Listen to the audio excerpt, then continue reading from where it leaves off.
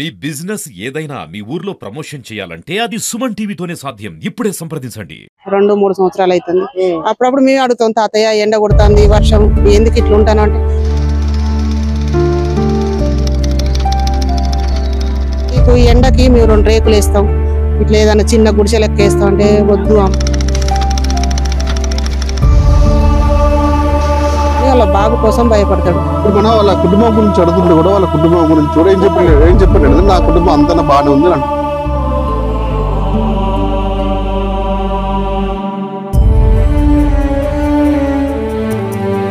Hi, hello, నమస్తే, welcome to Suman TV. మనం ఎన్నో రకాల వృత్తులు చూస్తుంటాం, కానీ మీకు ఒక అందరికి తెలిసే వృత్తి కాకపోతే అని తన వృత్తిని నమ్ముకొని చచ్చేంత వరకు కూడా ఆ వృత్తిని నమ్ముకున్నాను, అవసరమైతే దాంట్లో చేస్తా అని చెప్పేసి నా ఒక కుర వృద్ధుడు ఉన్నాడు. అది మనం చూస్తున్నాం. గతం అంటే ప్రస్తుతం మనం మహబాలో ఉన్నటువంటి ఐమే బిల్డింగ్ ఏరియాలో ఉన్నాము.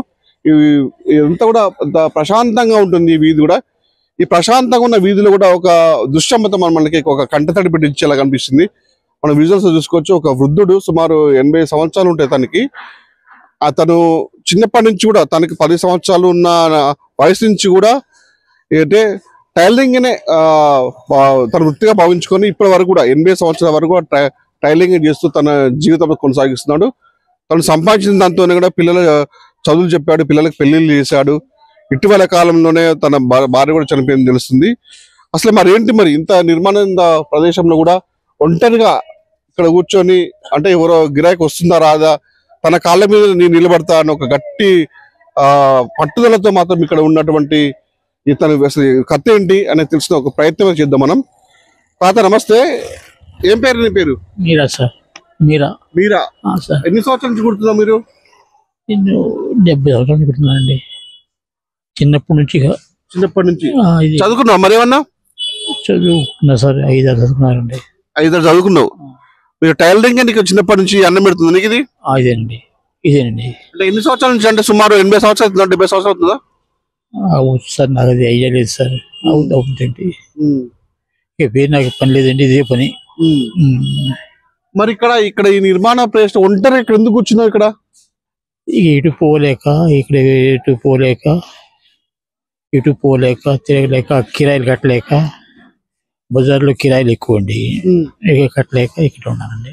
ఇదివరకు ఇక్కడ షాప్ దగ్గర బజార్లో కుట్టావు? ఎక్కడన్నా ఎక్కడ కుట్టారు?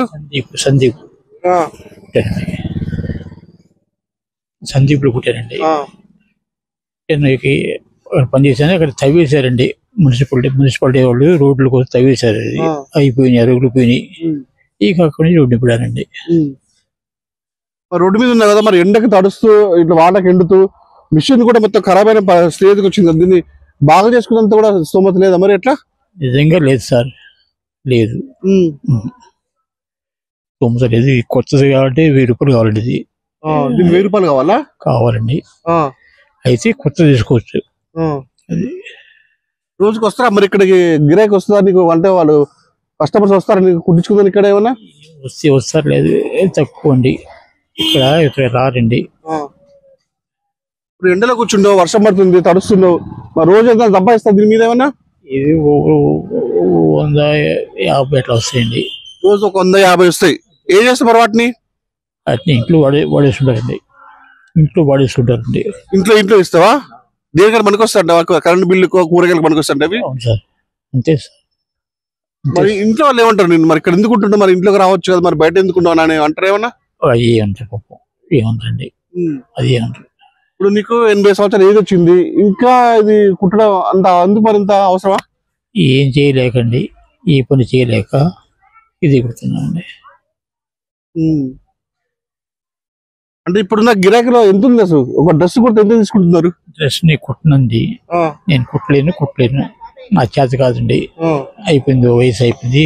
ఏళ్ళు పని చేయండి, ఏళ్ళు పట్టుకోవు, సరిగ్గా పట్టుకోండి. మరి ఆ సూర్యుల దారం కనిపిస్తుందా? కనిపిస్తాయండి. కళ్ళు బాగున్నాయండి, బాడీ హెల్త్ బాగుంది, అంతా బాగుంది. ఇదే కష్టం అండి. ఇప్పుడు ఇంత ఎండలో వర్షం పడుతుంది, ఎండకి ఎండుతున్నావు, వాన తడుస్తున్నావు, సరిగా తింటున్నావు, తిన్నా మనకు తెలియట్లేదు. వాళ్ళందరూ బాధపడుతున్నారు నీ గురించే.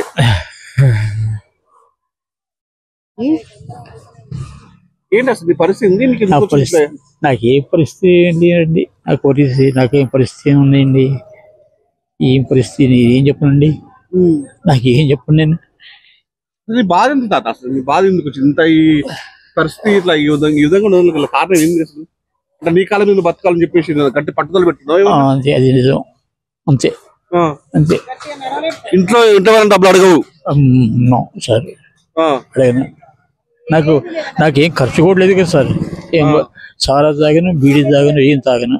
మందు బీడీ సారా ఏం తాగవు? ఏం లేదు సార్, ఏం లేవు. టాబ్లెట్ బీపీ షుగర్ టాబ్లెట్స్ ఏం లేవండి.